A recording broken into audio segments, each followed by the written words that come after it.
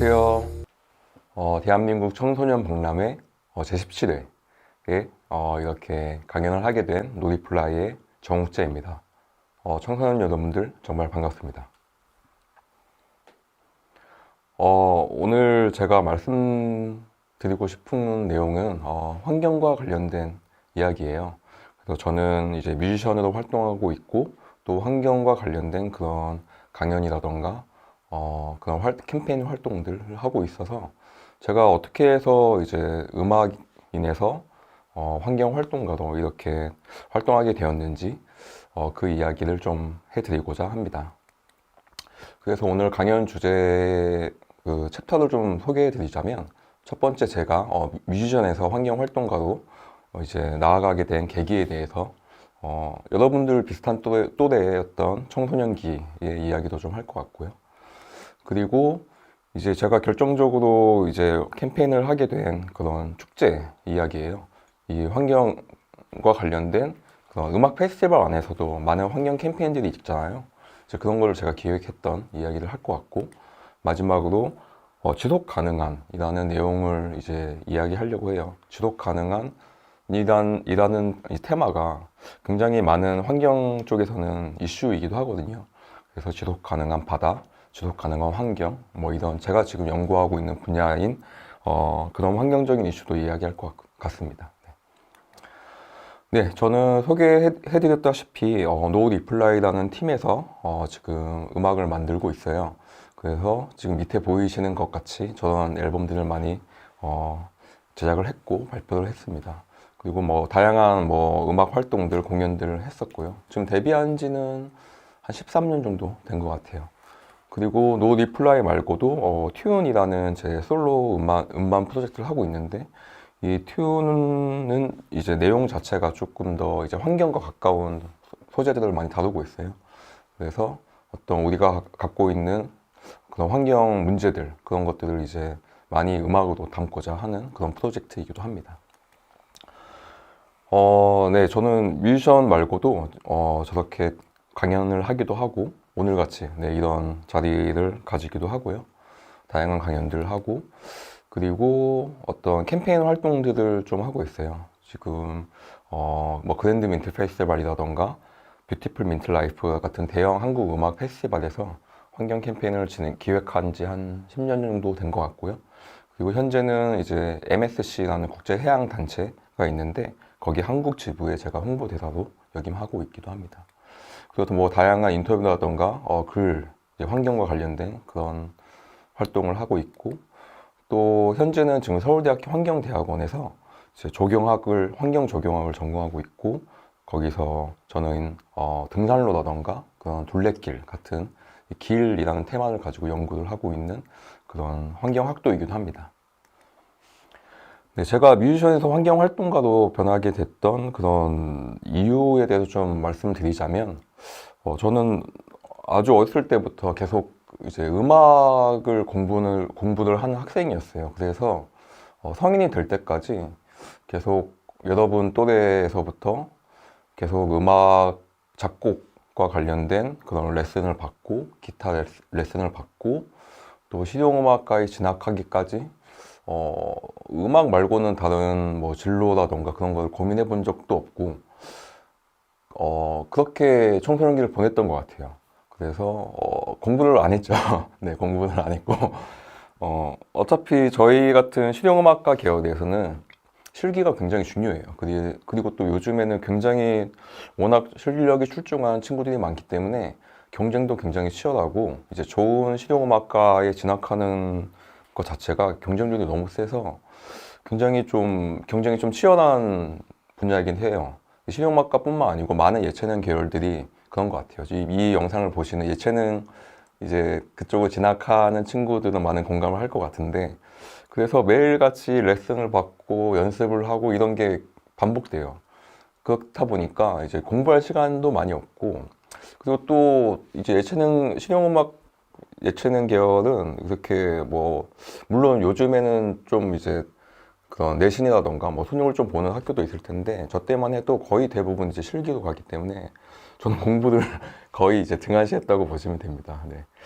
그래서 그렇게 이제 실용음악과에 진학을 하고 이제 졸업을 하고 이제 마침 또 유재하 음악 경연대회라고 그런 싱어송라이터들의 등용문 같은 그런 대회가 있어요.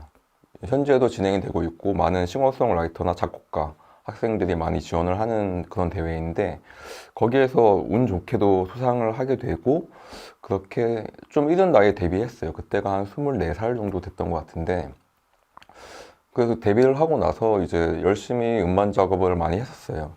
근데 하다 보니까 조금 약간 공허함 같은 게 좀 있어서 어, 처음으로 저는 그때 제가 좋아하는 학업 분야에 대해서 좀 생각을 해봤어요.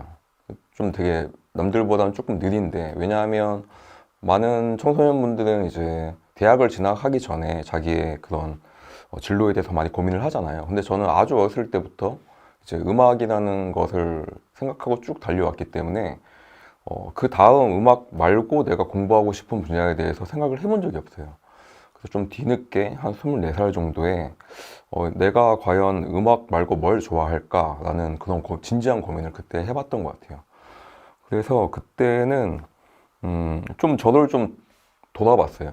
그래서 내가 과연 뭘 좋아할까를 돌아봤는데 그 당시 저는 여행도 되게 좋아했었고 그리고 아주 어렸을 때부터 저는 좀 자연을 좀 좋아했어요. 그래서 아주 초등학교나 중학교 때 뭐 적성검사 같은 거 하면 항상 저는 뭔가 자연과 함께 할 수 있는 그런 음악 말고 항상 첫 번째는 음악이었고 뭐 예술가였고 뭐 두 번째, 세 번째는 뭐가 있을까요?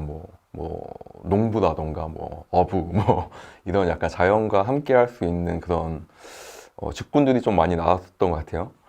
그래서 내가 그런 자연을 보는 걸 흥미로워하고 자연에서 여행하고 자연을 관찰하고 이런 것들 굉장히 좋아하고 또 그 당시에 뭐 많이 이슈가 되었던 뭐 자연이 뭐 파괴되고 로드킬이 당하고 동물들이 좀 아파하고 이런 것들에 좀 감성적인 좀 그런 영향을 좀 남들보다는 좀 감수성이 예민했던 것 같아요. 그래서 내가 환경과 관련된 공부를 해보면 어떨까 해가지고 좀 뒤늦은 나이에 다시 환경과 관련된 그런 학과에 편입을 하고 대학원을 가고 자격증을 따고 지금 현재 또 다시 대학원을 가고 네, 그렇게 현재까지 공부를 하고 있는 상황이에요.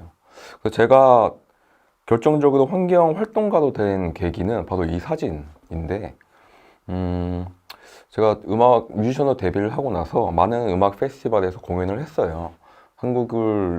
한국에 굉장히 좀 대표할 만한 그런 대형 페스티벌에서도 서기도 했었고, 근데 공연을 하면서 굉장히 즐거웠죠. 저는, 되게 많은 관객들 앞에서 이렇게 공연할 수 있는 게 너무 행복했었고, 그런데 이제 공연이 끝나고 난 그 페스티벌의 현장을 저는 어느 순간 봤는데, 그게 바로 이런 현장이거든요. 네. 굉장히 많은 쓰레기들 있잖아요. 저는 이 광경을 보고 좀 충격을 받았어요. 관객들이 있을 때는 굉장히 즐거웠던 분위기에, 너무나 행복했던 그런 시간들인데, 이 관객들이 모두 빠져나가는 자리에는 이렇게 좀 처참한 이런 광경이 펼쳐지는 걸 보고, 이건 뭔가 문제가 있다. 라고 생각해서 이거를 좀 줄여볼 수 있지 않을까. 그렇게 시작을 했습니다. 환경 캠페인을. 그래서 저는 이 축제와 환경 캠페인이라는 챕터에서 제가 한 10여 년 정도 기획했던 그 대형 음악 페스티벌 안에서 어떻게 하면 환경 캠페인이 이루어지고 거기서 이제 아까 보셨던 그런 쓰레기들이 많이 줄 수 있고 많은 관객들이 분리수거를 할 수 있고 그런 거에 대해서 저의 경험을 이야기하고자 합니다. 그랜드 민트 페스티벌은 음악 축제가 있어요. 한국에서 한 5번째 손가락 안에 꼽히는 많은 관객이 찾는 대형 음악 축제들도 몇 개가 있는데, 그랜드 민트 페스티벌은 2007년부터 지금까지, 이제 2019년까지 이제 안 그래도 이제 코로나 문제로 있어 작년에 하지 않았고, 쭉 이어오는 한국의 대형 음악 페스티벌입니다. 여러분들 좋아하는 뮤지션들도 있을 거예요. 저기 멜로망스 친구들도 있을 거고, 잔나비라던가, 적재, 요즘 굉장히 핫한 친구도 있고, 네. 이런 많은 뮤지션들이 이제 이틀간 올림픽 공원이라는 그 큰 공간에서 펼쳐지는 음악 축제입니다. 그래서 음악 축제는 이렇게 펼쳐져요. 이렇게 뭐 슬로건은 이제 도심 속 안에 있는 피크닉 같은 축제, 네, 그런 이야기를 담고 있고, 사람들은 굉장히 이제 소풍을 온 것 같이 올림픽 공원에 있는 뭐 잔디밭이라던가 아니면 실내 체육관, 그리고 뭐 야외 소변 무대, 뭐 다양한 공간에서 동시다발적으로 한 50여 팀 정도가 이틀 동안 공연을 합니다. 네, 이게 항공 사진인데 이제 이 스테이지만 있는 게 아니고 이런 스테이지들이 한 4개 정도가 있습니다. 네. 근데 이렇게 굉장히 많은 사람들이 모이고 이러한 공간에서 총 4개의 스테이지에서 이게 다양한 컨셉의 공연들을 이제 이틀간 진행이 되죠. 여기에는 이제 평균적으로 한 4만 명 정도 이상이 이제 찾아요. 그런데 문제는 아까 말씀드린 것처럼 이런 쓰레기 문제였어요. 물론 이 사진은 현재의 모습은 아니고 그 초창기 음악 페스티벌들이 막 이루어졌던 그때 현장에서 제가 찍었던 사진들인데 4만 명이 몰리면 엄청난 양의 쓰레기가 나옵니다. 어느 정도 나올까요? 초창기에는 이게 공식적으로는 이제 집계는 하진 않았지만 대략 한 100톤에서 200톤 그 이상일 수도 있을 것 같다는 추측을 해봅니다. 그래서 저는 우리가 한번 그랜드 민트 페스티벌 주최 측이랑 상의를 해서 한번 이런 쓰레기를 좀 저감시켜 보자 라는 기획을 했어요. 그것을 이제 제가 기획을 시작하게 되었고, 그런데 그 당시 2007년만 해도 한국의 그런 대형 음악 페스티벌뿐만 아니고 대형 행사, 대형 뭐 축제 이런 곳에서 환경 캠페인은 물론이고 뭔가 쓰레기를 저감하는 그런 활동이 없었던 것 같아요. 거의 뭐 분리수거는 뭐 말할 것도 없죠. 그래서 저는 이걸 실행하기 전에 해외의 사례들을 좀 이렇게 조사를 해봤어요. 이 사진은 이제 잭 존슨이라는 미국 포크 아티스트인데 꽤 유명한 포크 아티스트예요. 근데 이 잭 존슨은 이제 하와이 태생이에요. 좀 스토리가 재밌는데 이분은 하와이에서 좀 유명한 서퍼였어요. 서핑 선수였는데 부상을 당하고, 그리고 이제 안타깝게 서핑 선수를 접고 이제 음악 활동을 하게 된 그런 케이스예요. 되게 좀 특이한 케이스인데, 그래서 이분은 하와이 그 공간의 환경에 대해서 굉장히 관심이 많았어요. 그래서 이 친구가 굉장히 상업적으로 성공을 하고 나서 그 막대한 부를 가지고 하와이 환경재단을 이제 설립을 하고, 그곳에서 이제 환경 어린이 교육이라던가 아니면 그런 음악 축제에서 쓰레기를 줄이고 이제 환경과 관련된 캠페이너들을 같이 활동을 하고 그런 환경 단체들을 소개하고 뭐 지역 유기농 음식을 소개하고 뭐 그런 다양한 환경 캠페인을 체계적이고 대규모적으로 기획했던 굉장히 상징적인 그런 인물이에요. 그래서 이 코코아 하와이 파운데이션이라는 재단을 설립해서 이제 어린이 환경 교육에 힘쓰고 있고, 그 코코아 음악 페스티벌을 이제 개최를 하고, 이게 다양한 그런 환경 캠페인. 저기 보시면 이제 워터 보틀 시스템이라고 해서 이제 생수병을 주지 않고 여기 관객 각자가 텀블러를 갖고 와서 코인을 넣고 일정 물을 담아가는 뭐 그런 이제 시스템도 도입을 했었고, 그리고 이렇게 환경 활동들, 뭐, 여기에 오는 사람들이 카풀을 몇 명이 참여했냐, 그리고 리사이클 몇 명이 참여했냐, 뭐 이런 것들을 이제 리포트를 만들어서 매년 이렇게 홈페이지에 게재를 하고, 네, 그런 활동들을 하고 있습니다. 또 미국뿐만 아니고 일본의 사례도 제가 보곤 했었는데요. 여기는 이제 AP뱅크라는 음악 축제예요. AP뱅크는 한국에도 조금 기사가 나왔었던 게 예전에 한번 보아 씨가 여기서 이제 메인 헤드라이너로 공연을 섰던 이것도 꽤 큰 음악 페스티벌 중에 하나입니다. AP뱅크는 좀 더 적극적으로 환경 캠페인을 하더라고요. 여기는 이제 일회용기를 쓰지 않고 젓가락을 관객들에게 지참하라고 합니다. 그리고 뭐 텀블러는 물론이고요. 그래서 이제 현장에서는 일회용기를 주지 않고 푸드존에서 일회용기를 주지 않고 각자 관객들이 자기 것을 이제 세척하고 다시 쓰는 그런 이제 활동들을 캠페인을 기획을 하기도 하고, 그리고 만약에 이것들을 갖고 오지 않는 사람들에게, 그리고 혹은 어쩔 수 없이 나오는 저런 일회용 컵 같은 경우는 다시 자원봉사자들에 의해서 다시 세척돼서 재사용되게 하는 그런 활동을 하고 있고, 지역 환경 단체들 활동가들과 함께 분리수거와 쓰레기 저감을 이제 유도하는 그런 캠페인들, 그리고 어떤 스테이지에서는 친환경 에너지로만 이제 모든 전기를 쓰곤 하는데요. 이거 굉장히 쉽지 않은 일이에요. 왜냐하면 공연장에 있는 그런 발전기라던가 전기 소모량은 엄청나게 많거든요. 그런데 여기서는 뭐 친환경 디젤이라던가 아니면 태양광 같은 걸로 이 무대 시스템에 있는 전기를 사용한다. 이런 것들을 이제 실행하기도 하고, 그리고 뭐 다양한 그 지역에 있는 먹거리라던가 친환경 제품들을 소개하고, 또 굉장히 재밌었던 거는 전년도에 나왔던 플라스틱을 가지고 다음 연도 굿즈들을 만드는 거예요. 뭐 티셔츠라던가 슬리퍼 뭐 이런 것들을 만들기도 하고요. 현실적으로 굉장히 쉽지 않은 건데 이런 것들 실천하는 거 보면서 우리도 한번 저런 걸 기획해보자 해서 저는 얼스라는 캠페인을 만들게 되었어요. 그래서 지구를 뜻하는 이제 얼스와 중간에 이제 예술을 뜻하는 아트들을 이제 접목해서 저런 이제 디자인을 만들어 봤고, 그래서 여기에 중요한 활동들은 아까 보여드렸던 그런 큰 다양한 공간에서 저 별표처럼 여기에 이제 환경 에코존을 만드는 겁니다. 에코존을 만들어서 이제 분리수거를 유도하고, 그리고 환경과 관련된 구호라던가 메시지들을 전달하는 그런 부스들을 설치하는 겁니다. 그리고 여기는 이제 아까 항공샷에서 보았던 그런 잔디마당인데, 여기도 저렇게 별표 같이 많은 에코존들을 설치하게 됩니다. 이곳에서도 그렇고요. 그래서 이러한 분리수거함들이 쭉 정렬되어 있는 분리수거함들, 그리고 저 뒤에 있는 그런 환경과 관련된 문구들, 그리고 여기에 자원봉사자들이 이렇게 함께 어떤 환경과 관련된 그런 메시지를 얘기하기도 하고, 관객들의 분리수거를 도와주기도 하고요. 처음에는 2018년도에 첫 이거를 실행했었는데 그때는 잘 안 됐어요, 사실. 네. 많은 분들이 그냥 약간 그런 생각을 하셨던 것 같아요. 우리는 돈 내고 여기 공연 보러 왔는데 쓰레기는 너희가 치워야 되잖아.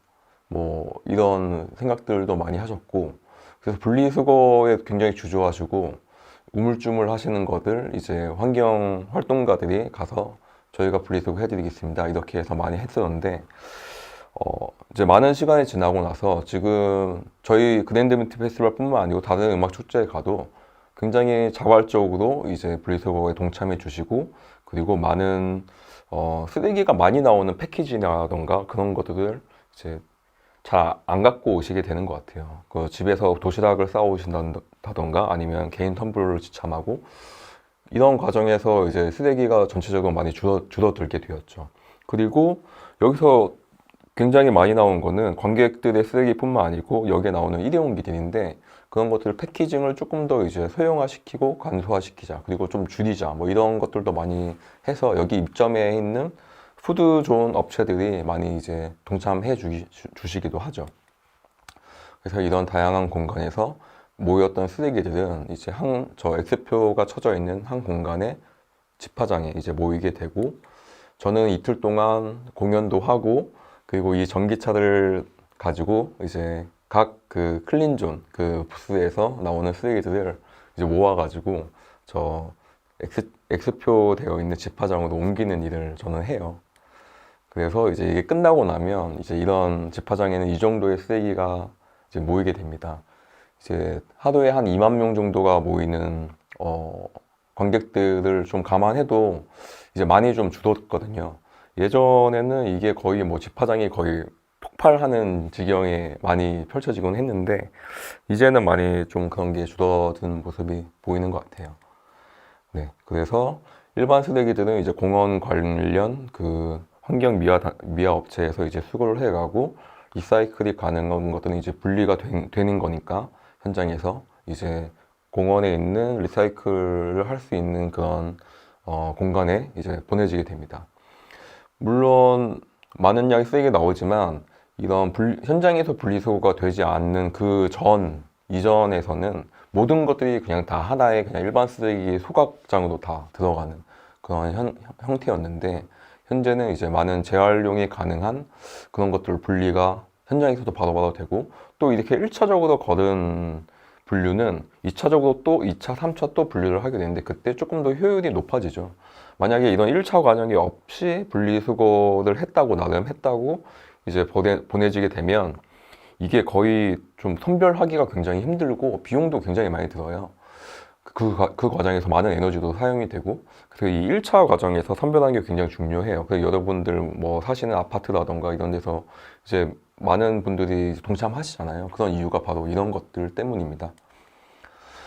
그리고 또 뭐 그 해에 나오는 아티스트 분들이랑 함께 뭐 광고를 찍기도 하고, 어떤 환경과 관련된 그런 음악을 만들기도 하고, 그리고 축제에 가시면 이런 브로셔, 그 목걸이에 나오는 그런 뭐 작은 브로셔가 있는데, 그런 곳에서 환경과 관련된 그런 이제 메시지들을 좀 담습니다. 그리고 이런 것들을 실천한 관객들은 뭔가 현장에서 뭐 베네핏을 주기도 하고요. 뭐 어떤 기념품을 주기도 한다는가, 어떤 특혜를 주기도 하고요. 이제는 많은 분들이 동참을 하셔서 이제 대중교통을 이용하시고 개인 텀블러나 도시락을 지참하시고, 근데 이런 활동을 이제 굉장히 흔하게 볼 수 있는 광경입니다. 그래서 이러한 환경 캠페인을 진행이 된다면 이제 공연이 끝나고 나서도 아까 처음에 보였던 그런 지저분한 모습이 아니고 이런 광경이 이제 볼 수 있죠. 좀 상당히 깨끗한 편이죠. 하루에 2만 명이 다녀간 흔적인데 그렇게 지저분하게 보이진 않아요. 그리고 다음날 모습이에요. 이런 건 금방 치울 수 있어요. 네. 뭐 함께 직원들하고 이제 봉사자들과 함께 뭐 한 30분에서 1시간이면 다 치울 수 있어요. 근데 이제 이런 환경 캠페인이 진행되지 않는 음악 페스티벌이라면 이제 이게 끝난 모습은 이 정도가 됩니다. 여기에 굉장히 많은 돗자리들과 일회용기들, 그리고 뭐 각종 엄청난 쓰레기들이 다 그냥 널브러져 있어요. 그리고 이제 이게 푸드존의 모습인데, 공연이 끝나고 한 새벽 한 4시, 5시의 모습이었던 것 같아요. 이 정도가 되면 제가 그 수거업체 관계자분들하고 인터뷰를 해봤는데, 이게 치우는데 한 이틀 정도가 소요된다고 해요. 그리고 이렇게 되면, 이거를 다 치운다고 해도 여기는 한강 잔디 그 광장인데, 여기서는 좀 많은, 이 잔디들을 다시 심거나 다시 하는데 또 굉장히 많은 비용이 들어요. 이거는 또 많은 분들의 또 세금이 들어가는 거라서 이런 것들을 좀 많이 방지할 수 있지 않나라고 생각을 하고 있습니다. 그때 경험을 살려서 저는 그 당시에 제가 환경정책학 석사를 공부하고 있었는데, 그때 석사 논문으로 이것을 쓰게 되었어요. 그래서 환경 캠페인을 진행을 하면 현장에서 1인당 그 쓰레기 배출량이 한 저 정도, 저기 보이는 GMF 빨간색 박스처럼 1.84 정도 1인당 배출을 하게 되는 겁니다.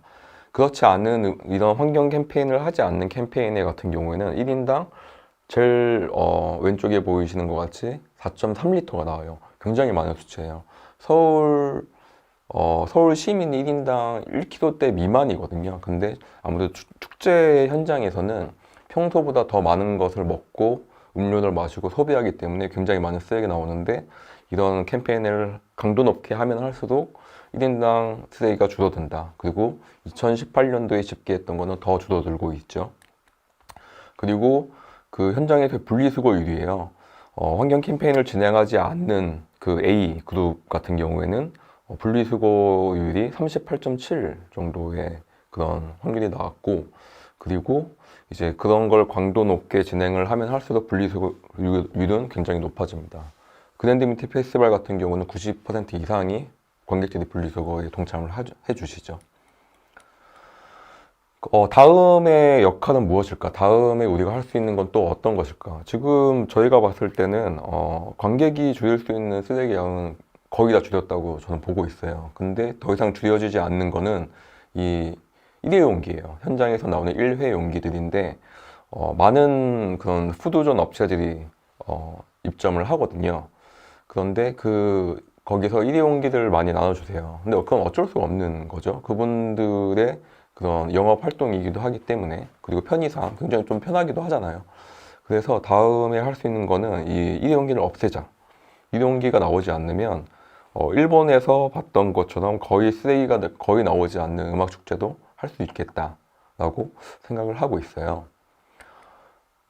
그래서 그런 일회용 컵, 그리고 일회용기, 그리고 또 일회용 돗자리, 이런 것들을 이제 줄여보자 라고 지금 생각을 해서 이걸 어떻게 하면 줄일 수 있을까 많은 고민을 하고 있어요.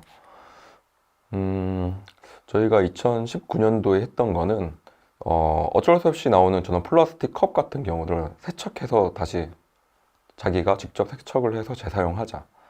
그래서 뭐 이런 시스템을 도입을 했어요. 이거는 뭐 많은 카페들이나 뭐 그런 것들, 음식점들에서 쓰는 것들이긴 한데, 이걸 좀 소형화 시켜서 관객들이 오가는 그런 곳에다가 설치를 해서 스스로 이제 세척을 해서 쓰는 겁니다.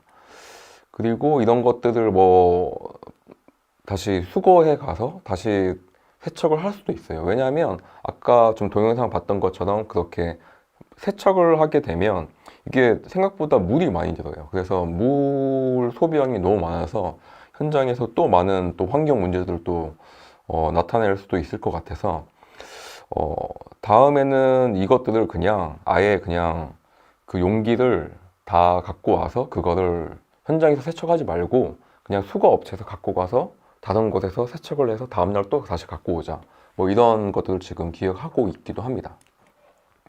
그리고 음식물 쓰레기들이 많이 나오는데, 이거는 음식물 쓰레기를 모아서 흙으로 만드는 그런 기계예요. 여러분들은 잘 모르시겠지만 뭐 대형 병원이라던가 뭐 학교라던가 뭐 기업의 무슨 빌딩이라던가 그런 곳에는 종종 설치가 되어 있어요. 그래서 많은 음식물 쓰레기들이 이제 이렇게 다음날 흙으로 만들 수 있는 그런 시스템도 이제 2019년에 한번 작게나마 좀 진행을 했는데 되게 반응이 좋아서 이런 것들 좀 더 증축해 나가면 아예 쓰레기가 없는 페스티벌도 생길 수 있겠다라는 생각을 하고 있습니다. 다음 챕터는 지속 가능한 이에요.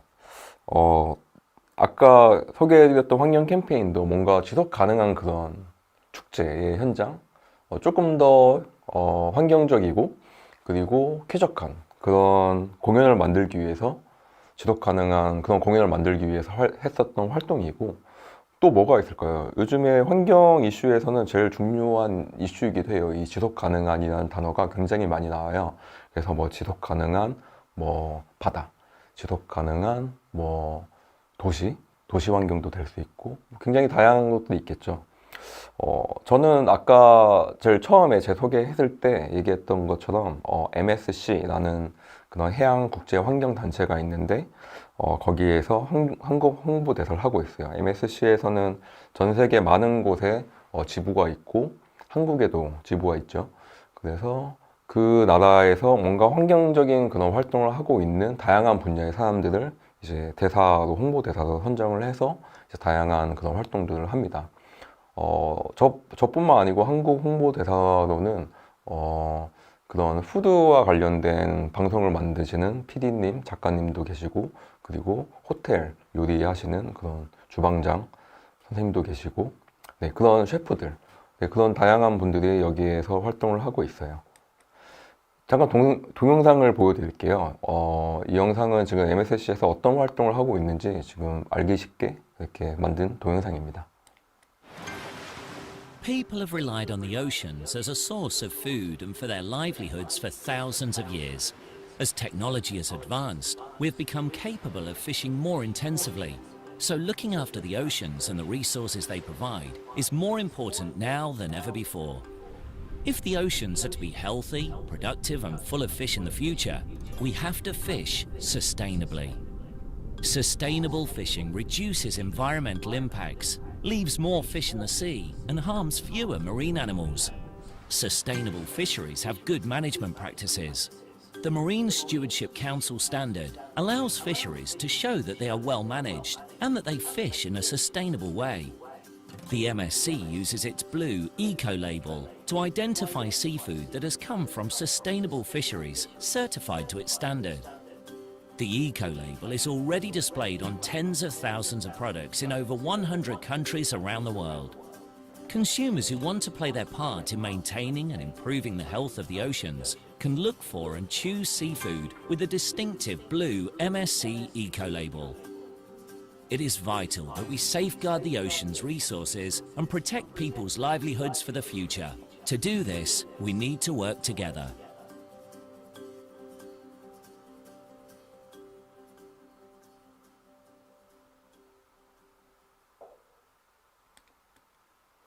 네,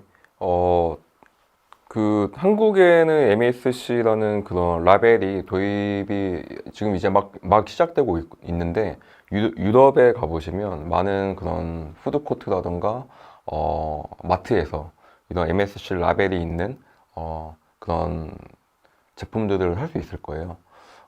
이 라벨은 그런 어업 활동에 지속 가능한 그런 자원을 이제 준수한 그런, 그 제품들을 이제 인증 제도를 주는 거죠. 네, 그래서 뭔가 우리가 지속성을 조금 더 소비자가 실천할 수 있는 그런, 네, 그런 활동을 하고 있어요. 지속 가능한 바다 말고 또 뭐가 있을까요? 땅에서는 제가 지금 공부하고 있는 분야이기도 한데, 우리 주위에 굉장히 많은 산들이 있잖아요. 산과 강과 자연들이 있는데, 그것들을 보호하기 위해 어떤 활동이 있을까? 저는 많이 공부를 하고 있어요. 제가 이 아웃도어와 관련된 공부를 하게 된 계기는 바로 이 사진처럼 여행이에요. 저는 굉장히 많은 나라들, 그리고 한국의 많은 곳들을 이제 아웃도어를 하면서 이제 다녔어요. 그러다 보니까 그곳에 굉장히 아름다운 자연의 가치들을 저는 굉장히 많이 받게 됐어요. 그리고 해외뿐만 아니고 한국에서도 굉장히 아름다운 곳들이 많거든요. 그런 곳들을 이제 여행을 하다 보니, 그런데 최근 들어서 굉장히 뭐 캠핑이라던가 아웃도어 붐들이 굉장히 많이 올라왔어요. 그래서 이게 그 결과로 굉장히 많은 한국의 자연들이 좀 아파하고 있어요. 파괴되고 있죠. 이것들을 방지할 수 있는 뭔가를 하고 싶다라고 생각을 해서 저는 다시 되게 오랜만에 다시 이제 대학원에 진학해서 다시 공부를 하고 있습니다. 제가 이제 본격적으로 제가 연구하는 분야를 소개해 드릴 건데요. 저는 이제 길을 연구하고 있어요. 한국에도 굉장히 좀 많은 뭐 둘레길이라던가 등산로들이 많잖아요. 여러분들이 사시고 계시는 지역에도 강을 따라서 뭐 강길도 있고, 뒷동산에 있는 둘레길이나 등산로들이 있잖아요. 이런 곳들에 많은 사람들이 매일 찾아요. 근데 그 과정에서 이제 자연은 좀 많이 파괴가 돼요. 이 해외 사례를 좀 소개해 드릴게요. 여기는 영국에 있는 코스트 투 코스트라는 트레일이에요. 이곳은 한국으로 치자면 서해 바다, 뭐 인천 정도, 그 서해 바다와 맞닿뜨리는 곳에서부터 동해 바다가 맞닿뜨리는 뭐 강릉이라던가 속초까지의 길을 쭉 사람이 걸어갈 수 있는 여행 도보길이에요. 그래서 이 길이 한 370km 정도 되는 것 같아요. 그 길을 저는 서쪽에서부터 저 가운데 있는 리치몬드라는 지역까지 한 일주일 정도 걸었어요. 근데 이 과정에서 굉장히 영국의 아름다운 그런 자연 환경들을 맞닥뜨릴 수 있어요. 여기에는 3개의 국립공원, 영국을 대표하는 국립공원을 지나고 저는 수많은 작은 소도시들을 여행할 수 있어요. 이 코스트 투 코스트는 영국에서 좀 유명하신 그런 그림 화가신데, 이 알프레드 웨인라이트라는 이 사파가라고 하죠. 이 분이 쭉 이 길을 걸으면서 자기가 그림 그렸던 그 책이 영국인들에게는 굉장히 좀 유명한 책이에요. 그래서 이 사람이 걸었던 그 길을 기리기 위한 길이 만들어진 게 바로 저 코스트 투 코스트입니다. 그래서 뭐 이러한 들판이 펼쳐져 있는 곳을 지나기도 하고, 이렇게 작은 아기자기한 마을의 골목을 지나기도 하고, 그리고 뭐 이런 도시에 들어가서 도시를 또 구경할 수도 있고요. 그리고 뭐 이런 되게 이쁜 양들도 이제 주변에 만나갈 수 있는 그런 아주 재밌는 재밌고 굉장히 아름다운 영국의 경치를 볼 수 있는 길이기도 합니다. 다음 소개해드릴 곳은 이 아이슬란드예요. 아이슬란드는 굉장히 광활한 그런 자연 경치가 펼쳐지는 곳이죠. 근데 여기에 특이한 곳이 있는데 바로 이 랜드 마날라우가라는 곳이에요. 이곳은 전 세계 캠핑 유저들의 거의 끝판왕이라고도 하는 그 캠핑장이에요. 캠핑장이 있는 곳이고 트레킹 코스가 있는 곳이에요. 왜냐하면 여기가 특별한 이유가 뭐냐면 아이슬란드는 이름처럼 여기가 빙하지대가 굉장히 많아요. 제주도를 딱 연상시키자면 제주도 바닷가 쪽에 있는 둘레에는 항상 이제 사람들이 살고 있는데 그에 반해서 이 가운데 한라산이 있는 이 부분 있죠. 그 부분은 항상 빙하가 있어요. 그런데 여기에 딱 여름이 되는 한 달, 한두 달 정도 딱 시즌에만 여기 빙하가 녹는 시기가 있는데 그때에 이 랜드 마날라우가를 들어갈 수 있습니다. 그래서 여기에는 굉장히 많은 전 세계의 트레커, 그 하이커들, 그리고 그런 캠핑을 좋아하시는 분들, 그런 분들이 많이 딱 그 시즌에만 찾으세요. 저도 그때 딱 이곳을 가보았어요. 이런 광경이 펼쳐집니다. 이게 이제 중간중간에 이제 눈도 있고, 빙하도 있고, 이런 약간 좀 우주 같은 그런 장면들이 펼쳐지는, 인터스텔라도 이제 이 지역, 이 근방에서 많이 찍었던 것 같아요. 그리고 많은 영화들도 이 지역에서 많이 찍기도 한 그만큼 좀 그 지구가 아닌 것 같은 그런 장면들이 펼쳐지는 곳이에요. 여기는 그 아까 소개했던 랜드 마날라우가 캠핑장이 있는 곳인데 저렇게 되게 굉장히 이쁜 오솔길 같은 데크가 쭉 있어요. 이제 난이도가 굉장히 다양해서 이곳은 이제 저렇게 아이와 노인들도 다닐 수 있는 그런 환경이기도 하고요. 그리고 산 위에 올라가면 저는 한 이틀 정도 걸어서 산에서도 자고 막 그랬었는데 저렇게 작은 쉘터라고 하죠. 이제 텐트를 칠 수 있는 작은 공간들이 있어요. 근데 제주도처럼 저기에도 바람이 굉장히 많이 불기 때문에 돌담을 이렇게 쭉 쌓아놨어요. 이제 밤 중에 텐트가 이제 날아가지 말도록. 그리고 여기는 아까 그 캠핑장, 랜드 마날로 캠핑장이 있는 곳인데 아이슬란드는 저기 제일 첫 번째 사진처럼 막 연기가 막 나잖아요. 저게 뭐냐면 온천수들이에요. 그래서 한쪽에는 막 용암이 흐르기도 하고 온천들이 불글불글 끓기도 하고 근데 그것들이 쭉 내려와서 저 캠핑장에 있는 곳에는 이제 노천 온천이 자연적으로 생기는 거예요. 저기뿐만 아니고 아이슬란드의 다양한 마을에는 그냥 공용 노천 온천이 있어요. 왜냐하면 항상 온천수가 흐르기 때문에 그렇게 해서 저렇게 저처럼 여행자들이 저기에서 이제 쉬기도 하고 피로를 푸는 그런 재미난 장소가 많이 펼쳐진 곳이기도 합니다. 한국에는 어떤 길들이 있을까요? 여러분들이 많이 아시는 제주 올레길이 굉장히 유명하죠. 여기는 제주 올레길의 이제 협재 쪽에 있는 코스인데 굉장히 아름답죠. 이게 어떻게 보면 한국에 지금 많은 둘레길들이 생기게 된 이유이기도 했던 게 바로 이 올레길 때문이에요. 제주도에도 올레길 말고도 그 한라산 둘레도 한라산 둘레길이 또 있어요. 이 길은 제주 올레길과는 조금 다르게 이 울창한 숲 사이를 계속 이제 오가는 그런 아름다운 길이기도 하고요. 그리고 동해에는 이제 해파랑길이라고 해서 부산에서부터 쭉 강원도 고성까지 이어지는 그런 길도 있기도 합니다. 지금은 동해, 서해, 남해까지 다 한국을 둘레 그 삼면의 바다를 다 걸을 수 있는 길들이 지금은 만들어졌어요. 그리고 여기는 섬진강이 있는 지리산 둘레길이고, 그리고 작년에 갔다 왔던 곳인데 안동에는 선비 순례길이라는 곳도 굉장히 아름다웠고, 그리고 이런 자연에만 길들이 존재하는 게 아니고 여러분들이 살고 있는 도시에도 저런 둘레길이 어디에든 다 있어요. 요즘엔 굉장히 많아요, 그런 것들이. 제가 있는 이 수원에도 수원성이 있죠. 수원 화성이라고 하는데 그 성곽 둘레길이 있어요. 서울에도 물론 서울 성곽길이 있잖아요. 그런 것처럼 많은 도시에 이런 둘레길들이 있습니다. 질문을 드릴게요. 여러분들 이 둘 중에 어떤 길을 걷고 싶은가요?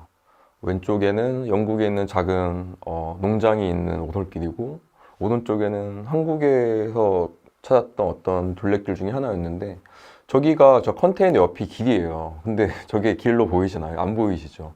그리고 저기를 굳이 내가 걸어야 될까라는 생각도 많이 할 수 있고, 만약에 물론 이 길에도 아름다운 곳들이 많은데 곳곳에 저런 곳들이 있어요. 그렇기 때문에 이런 것들을 어떻게 관리하냐가 굉장히 중요한 과제이긴 합니다. 또 이런 길도 있죠. 이렇게 이쁜 데크가 나와 있는 길도 있고, 저렇게 막 많은 컨테이너들이 이렇게 적재되어 있는 곳들도 있고요. 그래서 이쪽 조경학 그리고 아웃도어 이쪽 디자인 쪽에서는 파키텍처라는 그런 용어가 있는데, 잘 아시다시피 아키텍처가 이제 건축을 이제 의미하는 영어 단어잖아요. 그런 것처럼 이 파크, 공원과 관련된 그런 구조물들, 건축물들에 대한 디자인을 이렇게 파키텍처라는 것으로 이제 저희는 표현을 하고 있어요. 여기는 이제 치앙마이 태국에 있는 어느 한 국립공원인데 이게 화장실이에요. 굉장히 이쁘죠. 그 지역에 이제 대나무가 많이 나오는데 그 지역에 나오는 자연 소재를 가지고 이렇게 아름다운 화장실을 만들 수도 있기도 하고, 여기는 캠핑장이에요. 그리고 아까 소개해드렸던 아이슬란드의 저런 공원, 저기는 이제 인포메이션 센터. 그리고 여기에는 또 태국에 있는 오두막 방갈로예요. 국립공원에서 하는 방갈로죠. 한국에는 가끔씩 이제 컨테이너나 뭐 약간 좀 자연과 어울리지 않는 이질적인 그런 소재들을 사용해서 굉장히 거기에 그 자연과 조화를 이루지 못하는 디자인을 많이 보기도 하는데, 그런 것들 조금 배제하는 추세이기도 하죠. 비슷한 디자인이 한국에도 있어요. 이거는 이제 그 영월 쪽이었던 것 같은데, 거기에 있는 디자인이 조금 아쉬운 거는, 물론 이 디자인도 좋지만 조금 아쉬운 거는, 제가 많이 경험했던 그리고 많은 좋은 사례들은 저렇게 폰트 글자를 굉장히 크게 쓰지 않아요. 웬만해선 줄이고 최소화하죠. 그런 것들이 조금 아쉽지만 전체적으로는 다른 어떤 곳에 비해서는 좀 아름다웠던 것이었기도 합니다. 그리고 이 제주 올레길 같은 경우에는 이제 여기는 완전 자연 경관은 아니기 때문에 이렇게 간소화한 디자인을 가지고 인포메이션 센터를 운영하고 있어요. 뭐 전혀 자연 소재는 아니지만 그래도 좀 디자인이 굉장히 좀 깔끔하고 이쁜 것 같죠. 그리고 뭐 데크도 있어요. 이게 전형적인 한국의 관람 데크인데, 해외와 좀 다른 거는 이제 펜스가 좀 높게 설치가 되어 있어요. 한국에는. 보여드릴게요. 여기는 아이슬란드 경우인데 펜스가 굉장히 간소하죠. 근데 사람들은 이 펜스를 넘지 않아요. 다치는 것도 약간 좀 개념이 좀 달라요. 왜냐하면 이 사람들은 좀 아웃도어에 대한 그런 활동이 좀 역사가 오래되었다 보니까 이제 굳이 그렇게 위험한 행위를 개인이 하지 않아요. 그렇기 때문에 펜스를 과도하게 설치할 필요가 없어요. 여기는 영국의 사례고요. 여기는 이제 치앙마이 태국의 모습입니다. 재밌는 거는 저 펜스가 이제 대나무로 이렇게 쭉 이제 설치가 되어 있죠. 좀 더 한국보다는 좀 자연 건강을 해치지 않는 그런 디자인인 것 같아요. 사인물이에요. 아이슬란드의 경우인데 굉장히 간소하죠. 여기에 어떠한 폰트도 있지 않아요. 하지 마. 딱 이것만 딱 적혀 있어요. 넘어가지 마. 그리고 한국에 보면 이정표가 있고 여기는 어디에요? 이 화살표가 막 있고 뭐 이렇게 뭐 몇 킬로 남아서 이런 거가 설명이 되어 있는데 그런 게 없고 그냥 인포메이션 센터에서 지도를 딱 주고 색깔별로 봉이 꽂혀져 있어요. 그러니까 너는 이 색깔만 가면 돼. 그리고 정확한 루트는 저 지도만 보면 됩니다. 그리고 아까 얘기했던 저런 뭐 용암이 막 솟아오르는 것도 있기 때문에 저렇게 여기 가지 마, 여기 뜨거워 이런 것들 되게 굉장히 좀 명확하죠.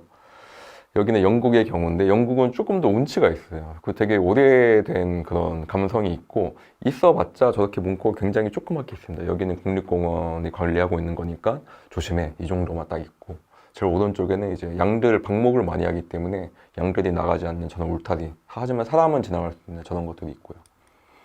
한국인 경우에는 여기 올레길이에요. 올레길도 디자인이 굉장히 좋아요. 이렇게 사람이 가는 방향을 딱 이제 상징적으로 이야기하고 있죠. 여기는 지리산 둘레길, 조금 더 이제 운치가 있는 그런 느낌이고, 여기는 안동의 선비 순례길이 이렇게 선비의 갓 모양을 형성하는 되게 재밌는 구조이고, 여기는 서해안길, 해파랑길 뭐 이쪽에서 그 한국 둘레를 해안선을 도는 길이고, 그리고 여기는 금강 소나무 숲길이라고 숲길이라는 곳인데 여기는 좀 디자인이 굉장히 좀 명확한 거. 제가 약간 해외에서 봤었던 것하고 조금 더 가까웠던 사례였던 것 같아요.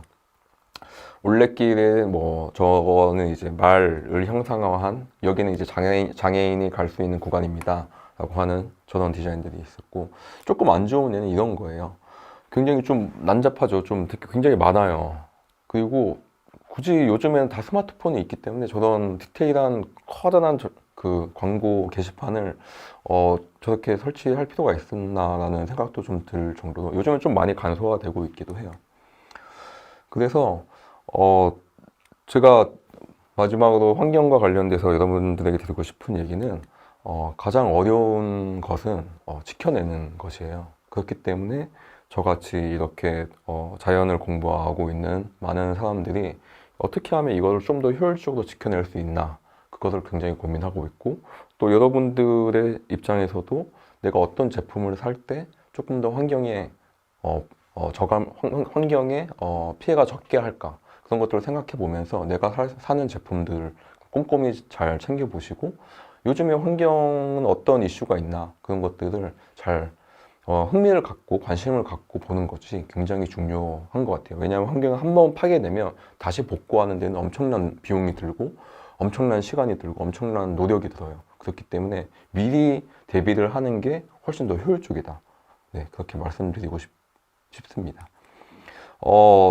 마지막으로 보여드리는 사진은 제가 있는 수원의 작업실 공간 앞이에요. 여기는 굉장히 희귀한 조류들, 여기 이제 백로의 모습인데 서식지가 있는 산란지가 있는 그런 작은 동산이 있어요. 작은 동산인데 거기에는 이제 사람들이 올라갈 수는 없어요. 왜냐하면 여기는 철새들이 찾아와서 새끼를 낳고 그 새끼가 커서 다시 겨울에는 남쪽으로 떠나는 그런 산란지이기 때문에 이것을 지키는 거죠. 만약에 이것을 지키지 않으면 이 새들은 한국에 날아올 수도 없고 또 많이 번식할 수도 없고 이 환경 그 먹이사슬 구조가 깨지겠죠. 도심 속에서 이런 것들을 지켜내기 위해서 또 이런 활동을 해서 저는 새로운 취미가 생겼는데 이 새들을 이제 관찰하고 찍는 그런 취미가 생겼습니다. 이제 마지막인데요. 네. 여러분들에게 청소년 여러분들에게 해주고 싶은 말은 저는 이거예요. 나는 뭐든지 될 수 있다라는 말인데, 그 이유는 아까 제일 처음에 저희 소개했던 것처럼 음악을 청소년기에 쭉 하다가 어떤 다른 분야의 공부를 한다는 건 사실 쉽지가 않아요. 그게 뭐 비슷한 예체능 계열이라고 해도 쉽지가 않을 텐데, 저는 예체능 계열을 쭉 해왔고 지금도 하고 있지만, 그 과정에서 이제 새로운 이제 공학 분야의 환경공학 분야의 공부를 시작하게 되어서 이제 연구를 하고 있고 공부를 하고 있죠. 이게 쉽지가 않는 일인데, 근데 공부가 되돌아 보니까 저는 뭐 제가 굉장히 똑똑한 사람이라던가 전혀 아니거든요. 그런데 저도 하게 되더라고요. 왜냐하면 흥미를 갖게 되니까. 그래서 여러분들도 지금 하고 있는 자리에서 뭐 한 가지를 딱 정해 놓기보다는 나는 뭐든지 될 수 있는 존재라는 그런 자신감을 가지고 많은 호기심을 가지고 질문을 던졌으면 해요. 그래서 그 과정에서 이제 더 다양한 공부를 하게 되기도 하고 더 가치 있는 일을 할 수도 있기 때문에 이 문구를 좀 잘 기억해 두시길 바랍니다. 지금까지 뮤지션 정욱재였습니다. 네, 경청해 주셔서 감사합니다. 네, 이런 질문이 왔네요. 네.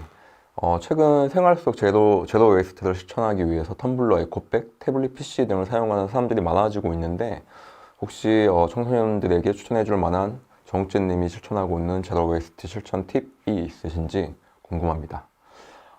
네. 많죠. 저는 텀블러를 사용하고 있어요. 근데 작년인가? 재작년인가? 텀블러 무슨 이제 챌린지 같은 것도 했었잖아요. 그래서 뭐 인스타에 막 올리기도 했었는데, 저 같은 경우는 어느 순간 텀블러라는 메시지가 많아지면서 과도하게 많은 텀블러가 지금 만들어지고 있고 버려지고 있는데 이것 또한 문제라고 생각해요. 그래서 저는 웬만하면 지금 제가 사용하고 있는 텀블러가 한 5년 정도 됐어요. 그 이상의 텀블러는 저는 받지도 않고 사지도 않고 그러고 있습니다. 이것도 좀 중요한 것 같아요.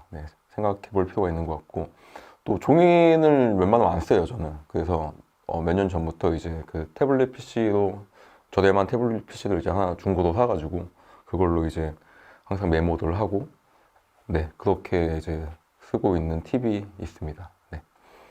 두 번째 질문은 제가 경험해 보신 국내 친환경 도보길 가운데 청소년들 또는 가족이 함께 가면 좋은 곳 네, 추천해 주신다면 어디가 있을까요? 되게 멀리 가려고 막 하시는데 그 장거리 하이킹 백패킹 이런 걸 하시는 분들이 근데 그것보다는 그냥 내 주변에 있는 길을 가는 게 가장 최고예요. 네. 그러면 내가 살고 있지만 이렇게 걸으면서 내가 사는 동네를 볼 수 있다는 것 자체가 일단 굉장히 재미있고 그 과정에서 이제 걷는 즐거움을 느끼게 돼요. 그렇기 때문에 여러분들이 바로 살고 있는 그곳에 둘레길이 있으니까 찾아보시면 좋을 것 같고 뭐 수도권에도 뭐 굉장히 많죠. 서울에 서울 둘레길이 있고 뭐 아까 소개했던 지리산 둘레길, 올레길 굉장히 많은데 뭐 여행을 가시고 이 하이킹의 매력을 좀 빠지고 싶다 그러면 뭐 지리산 둘레길이라던가 아니면 올레길을 이제 많이 접하는 것도 뭐 좋은 방법이기도 하죠. 하지만 내 주위에 있는 길을 먼저 가보자. 네. 다음 질문을 보자면 지속 가능한 환경을 위해 때로는 강연자, 뭐 다양한 그런 환경 활동가, 가수, 그리고 연구원으로 다양한 방식으로 본인의 꿈을 그려나가고 계시는데 관심 분야를 하나의 꿈으로 제한하지 않고 다양하게 펼치기 위해 가장 중요한 것은 무엇이라고 생각하시나요? 저는 호기심인 것 같아요. 저의 경우는 그랬어요. 저는 관찰을 하는 걸 되게 좋아하고 호기심이 되게 많아요. 그래서 뭐 여행을 막 좋아하면서 많은 것들을 이제 관찰하게 되면서 이거는 좀 내가 조금 더 깊게 공부를 하고 싶다 해서 이제 그게 음악 다음에는 환경이었어요. 그래서 저는 환경 분야를 지금까지 늦은 나이에 계속 공부를 하고 있는데 그래서 저는 청소년분들에게 이야기하고 싶은 내용은 질문을 많이 했으면 좋겠어요.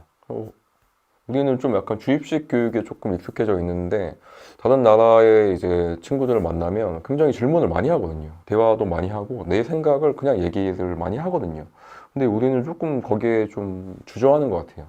그래서 대학을 가서도 아니면 그 이상의 뭐 학업을 갈 때도 뭔가 좀 질문을 좀 많이 안 하고 그냥 좀 수동적인 그런 모습들 많이 봐서 호기심을 가지고 질문을 많이 했으면 좋겠다라고 답변 드리고 싶습니다.